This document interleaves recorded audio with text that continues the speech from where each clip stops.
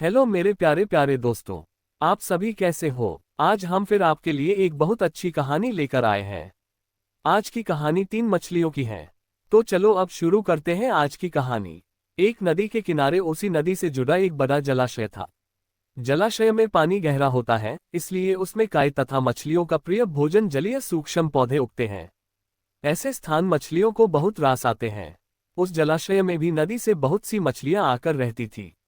अंडे देने के लिए तो सभी मछलियां उस जलाशय में आती थी। वह जलाशय लंबी घास व झाड़ियों द्वारा घिरा होने के कारण आसानी से नजर नहीं आता था। उसी में 3 मछलियों का झुंड रहता था।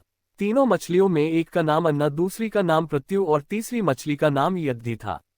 उनके स्वभाव भिन्न थे। अन्ना संकट आने के लक्षण मिलते ही संकट टालने का उपाय करने में विश्वास रखती थी। प्रत्यु कहती थी कि संकट आने पर ही उससे बचने का यत्न करो। यद्दी का सोचना था कि संकट को टालने या उससे बचने की बात करना बेकार है। करने कराने से कुछ नहीं होता, जो किस्मत में लिखा है वह होकर ही रहेगा।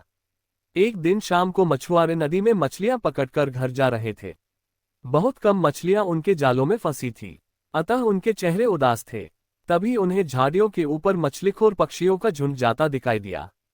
उन सबकी चोंच में मछलियां दबी थी। वे चौंके। एक ने अनुमान लगाया, दोस्तों, लगता है झाड़ियों के पीछे नदी से जुड़ा जलाशय है जहां इतनी सारी मछलियां पल रही हैं।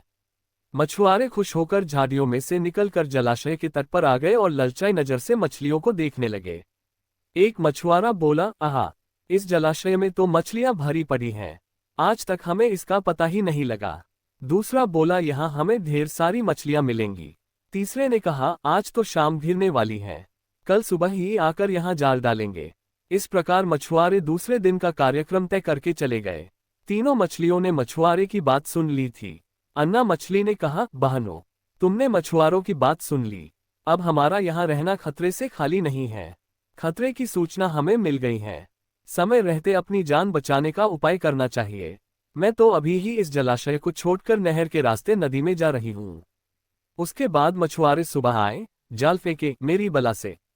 तब तक मैं तो बहुत दूर अटखेलियां कर रही होऊंगी। प्रत्यु मछली बोली, तुम्हें जाना है तो जाओ, मैं तो नहीं आ रही। अभी खतरा आया कहाँ है जो इतना घबराने की जरूरत है। हो सकता है संकट आए ही ना। उन मछुआरों का यहाँ आने का कार्यक्रम रद्द हो सकता है। हो सकता है रात को उनके जाल चूहे कुतर जाए। हो सकता है उनकी बस्ती में आग लग जाए। भूचाल आकर उनके गांव को नष्ट कर सकता है। या रात को मूसलाधार वर्षा आ सकती है और बाढ़ में उनका गांव बह सकता है। इसलिए उनका आना निश्चित नहीं है। जब वह आएंगे तब की तब सोचेंगे।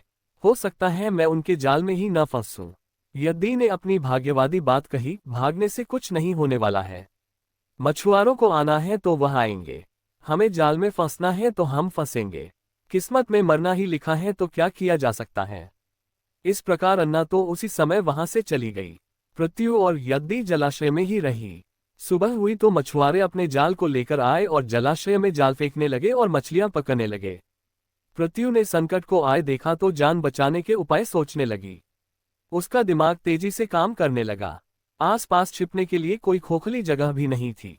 तभी उसे याद आया कि उस जलाशय में काफी दिनों से एक मरे हुए ऊदबिलाव की लाश तैरती रही है। वह उसके बचाव के काम आ सकती है। जल्दी ही उसे वह लाश मिल गई। लाश सने लगी थी। प्रत्यु लाश के पेट में घुस गई और सत्ती लाश की सदांध अपने ऊपर लपेटकर बाहर निकली। कुछ ही देर में मछुआरे के जाल में प्रत्यु फंस गई। मछुआरे ने अपना जाल खींचा और मछलियों को किनारे पर जाल से उलट दिया। बाकी मछलियां तो तड़पने लगी, परंतु प्रत्यु दम साध कर मरी हुई मछली की तरह पड़ी रही। मछुआरे को सदांध का भभका लगा तो मछलियों को देखने लगा।